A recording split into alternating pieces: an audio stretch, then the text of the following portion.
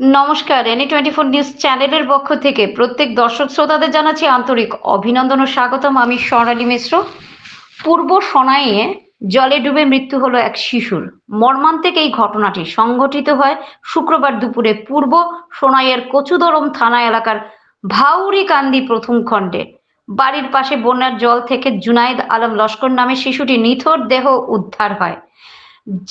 ভাউরকান্দি প্রথম খণ্ড কুড়ির পাড় এলাকার রেবুল হক লস্করের পুত্র 7 বছরের শিশুটি জলে ডুবে মৃত্যুর ঘটনায় এলাকা জুড়ে তীব্র চাঞ্চল্যের সৃষ্টি হয়। জানা যায় গত কয়েকদিনের বৃষ্টিতে কচুদরম এলাকার কিছু অংশে বন্যা পরিস্থিতির সৃষ্টি হয়েছে।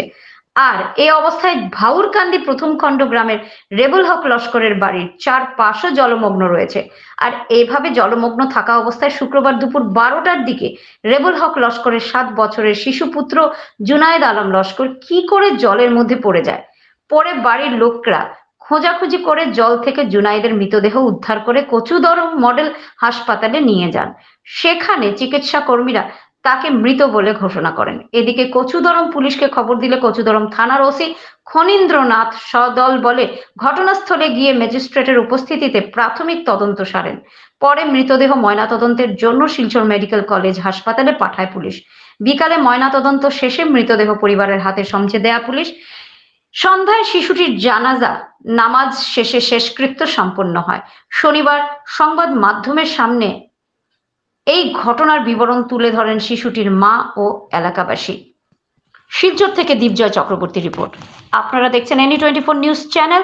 এই ধরনের নিউজ দেখার জন্য আমাদের চ্যানেলটি সাবস্ক্রাইব করুন ও সঙ্গে থাকুন।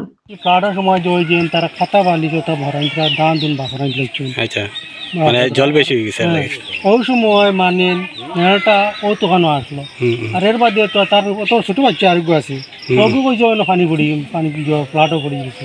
আচ্ছা, ও তখন ও মানুষ পিটাপিটি করিয়া আর মানুষ বাদে দেখা গেছে মানে উঠাই তার একবারে মরার মতো।